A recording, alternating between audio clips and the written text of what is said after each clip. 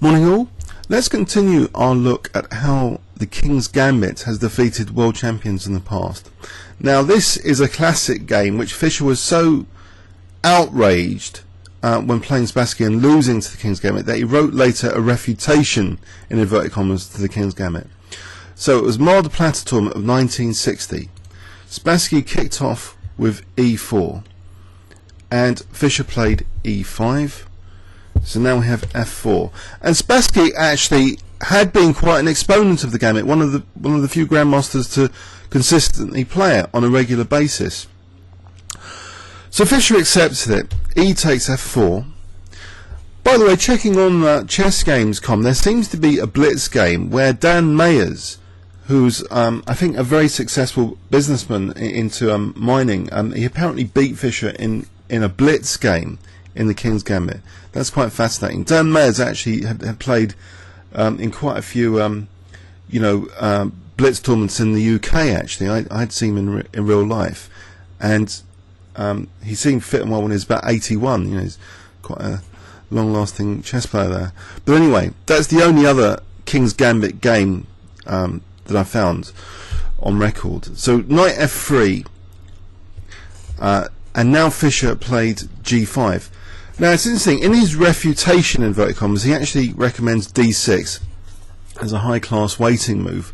Now D6 takes away the E5 square from the knight. Now in this game it is a little bit curious to me that E5 is used like this, in this manner, to first undermine this G5 and then sort of spring back. So the knight uses E5 now indirectly after this H4 move. So black obviously can't play H6 as HG and the pin on H8, but he can kick the knight, which is what Fischer played. So the knight springs to E5. So it's immediately threatening actually. Knight takes G4 as well, and if D6, still knight takes G4 because there's two pieces on G4. So Fischer actually defends his G pawn, but we have the potential fragmentation issues. If white's ever going to get back this pawn now being pushed, look how sliced black's pawn structure will be. And also look at the potential dark square weaknesses as well, this diagonal in particular. So D4 now, D6, and now knight D3. So Spassky is okay with losing the E pawn here, but regaining at least that F pawn. That diagonal is kind of strong potentially.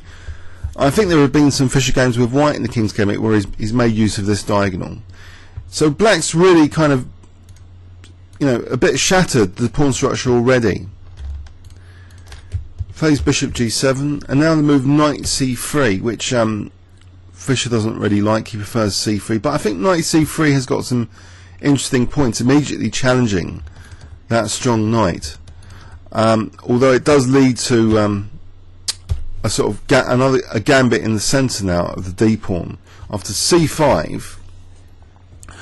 Although technically this move might be great, look at the implied fragmentation after, when this pawn is also a bit weaker. So it puts, I think, black on a bit of a knife edge, in my personal opinion, after C takes D4 castles. Although black is ahead in material. Let's see now, 2, 3, 4, 5, 6, 7, 1, 2, 3, 4, 5. White is temporarily 2 pawns down, but he's going to win G4, and when he does win G4, look at the number of isolated pawns in black's position, and even this B pawn's on the B file. White's got very active pieces, so this is the kind of knife edge effect that sometimes you do get a lot of strong compensation, and if the opponent's on a knife edge or razor edge, then it's more likely for them to slip up. It's kind of logical. So bishop takes G4 was played now, and after castles, Fischer just took on C8. So potentially, he's weakening also the light squares. After rook takes C8, Queen G4 was played, pinning that bishop on G7. Fischer kicks the queen now, f5 was played, and now queen g3. So the queen's nicely kind of parked. So there are a lot of wrecked pawns here, and d6 is immediately threatened by this battery in any case. So Fischer snaps up that c3 pawn, and here actually, instead of bishop takes d6, rook a e1 was played. Now you may wonder what's wrong with bishop takes d6. I'm thinking maybe rook f6 to g6 might be annoying. Let's have a quick engine check of this position. My bishop takes d6 was not played immediately. Yeah, rook f6 has given us a good move. So say bishop f4, then rook g6, and black's going to get quite an attacking position. If say queen h3, then knight d4. This is starting to look quite kind of unpleasant for white. Okay, so rook a e1 was played here instead of bishop takes d6, and now Fischer actually played king h8. So he's vacating that g8 square potentially for the rook. After king h1 he uses that, and now finally that pawn snapped up, that d6 pawn. Fischer perhaps didn't want to weaken e5 anymore by playing d5 to try and hold on to material like computer. Instead he wants to get his pieces to be more dynamic and stronger. So bishop f8, bishop e5 check now, and now we have another imbalanced knight for bishop exchange. Knight takes e5, queen takes e5. Again, you know, these shattered pawns, these isolated pawns, mean that, and the white queen in the centre, and white's possession of the e-file gives him a lot of positional compensation. Also the knight sitting kind of nicely on d3, ready to spring perhaps to f4 at the opportune moment, gives white compensation. So now after rook g7, rook takes f5, offering the h4 pawn. So queen takes h4 was played. Now after king g1, Fischer said in his notes he went wrong here. He should have played queen g3. Instead he played queen g4. Let's have a quick look at queen g3 under rib analysis, just for interest. So this does indeed look technically better for black. Running queen takes g2 mate. Now if say queen e4, then I think there's bishop d6 in some lines. Or even here, there's a nice deflection idea, rook e8. So if queen takes, then queen takes g2. If knight e5, then check. It's starting to look bad for white's king, rook e6. Queen f2, it's starting to look kind of very bad for white. Okay, let's go back. So queen g4 was played, rook f2, and look how centralized white's pieces are. And it's difficult for Fischer to sort of coordinate his pieces and get them out of the box here. What he does try is bishop e7, which in the notes has the idea of obscuring the rooks. Fine, but not an amazing positional move. Maybe positional ideas like rook g8. I'm sure that wasn't the only idea Fischer had in mind. After rook e4, it's apparent that this bishop is now a tactical liability.